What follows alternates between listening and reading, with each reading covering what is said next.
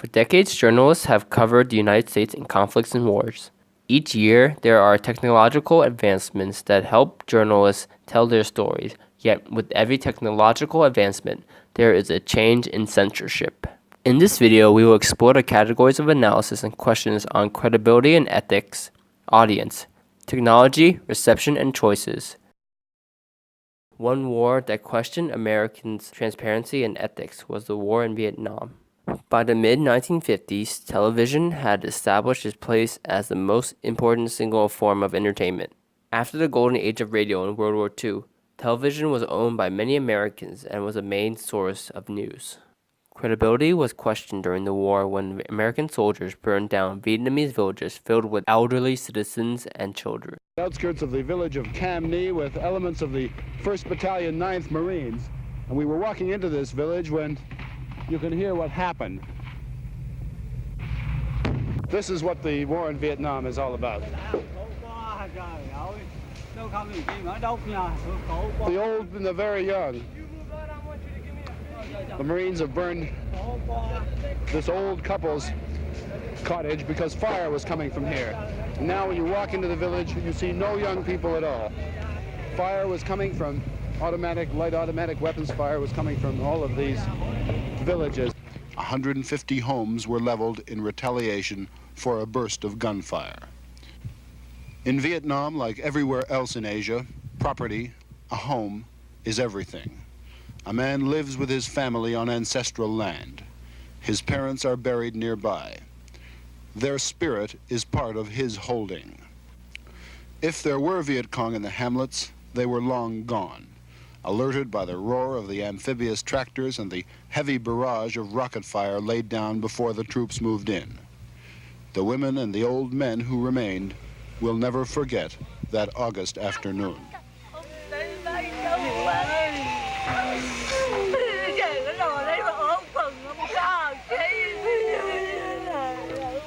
The day's operation burned down 150 houses, wounded 3 women, killed 1 baby, wounded 1 Marine, and netted these 4 prisoners. 4 old men who could not answer questions put to them in English.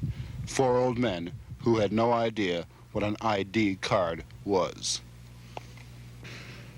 Today's operation is the frustration of Vietnam in miniature. There is little doubt that American firepower can win a military victory here. But to a Vietnamese peasant whose home means a lifetime of backbreaking labor, it will take more than presidential promises to convince him that we are on his side. In the categories of analysis, journalists can be seen as making a one-way relationship or an interactive conversation with the audience. Today's news can be easily seen from online newspapers or television and can influence audiences' opinions.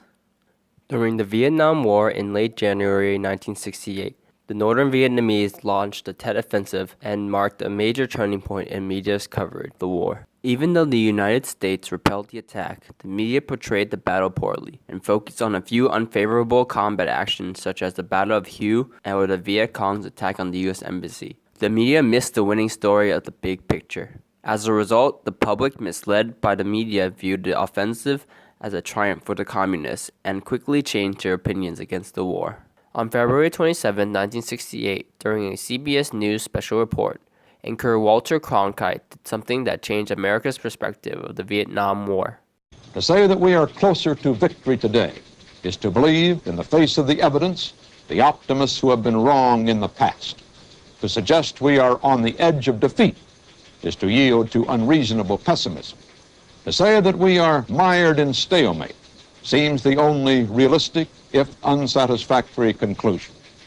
On the off chance that military and political analysts are right, in the next few months we must test the enemy's intentions in case this is indeed his last big gasp before negotiations.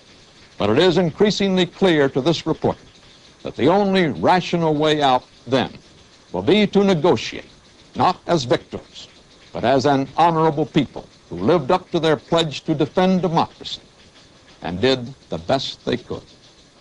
This is Walter Cronkite. Good night. This interactive conversation with the audience changed many American views of the war. Following Cronkite's editorial report, President Lyndon Johnson claimed by some to have said, "If I've lost Cronkite, I've lost Middle America." Just like how audiences were able to view Cronkite's message by television, today virtual reality videos let anyone who has a phone or computer view stories. Virtual reality technology can take audience back into a history, showing them events like the war in Vietnam and Cronkite's message to Americans. As mentioned before, technological advancement has allowed journalists to share different types of stories. Drones has enhanced storytelling for journalists, but this also creates new ethics and safety guidelines. Privacy. The drone must be operated in a fashion that does not needlessly compromise privacy of non-public figures. If all possible, record only images of activities in public spaces and censor or redact images of private individuals, private spaces that occur beyond the scope of the investigation. Newsworthiness. The investigation must be of sufficient journalistic importance to risk using a potentially harmful aerial vehicle. Do not use a drone if the information can be gathered by other safer means. Safety. A drone operator must first be adequately trained in the operation of his or her own equipment. The equipment itself must be in a condition suitable for safe and controlled flight. It must be flown in a manner that ensures the safety of the public. In 2013, the University of Nebraska launched the world's first UAV lab for young journalists to explore drones as a new tool for journalism. For the newest media frontier, the sky is the limit. Matt Waite says he was watching a demonstration of an unmanned aircraft, photographing the landscape to make a map, when he had an epiphany. Just absolutely blew my mind. I watched this and I thought, there is every tornado that I've ever covered as a journalist. There's every hurricane, flood, wildfire, biblical disaster of use your imagination. Drones have long served as the eyes and arms of the U.S. military and intelligence agencies, but Waite believes the capabilities of $1,500 drones like this could be just as useful to news organizations. And he walks in my office and says, "I want to create a drone journalism lab." And my first thought was, what is that? With a $50,000 grant from the Knight Foundation, the University of Nebraska launched the world's first UAV lab for young journalists. We are quite literally creating this new tool for journalists to use, because there are no guidelines, there are no suggestions on how you should use this, what you can use it for. We're just making everything up, and I want to keep doing that. The picture on this test model might look a little wobbly, but with refinements, it can look like this. And eventually, drone journalism could mean almost no place is out of reach. There's still a work in progress. Oh!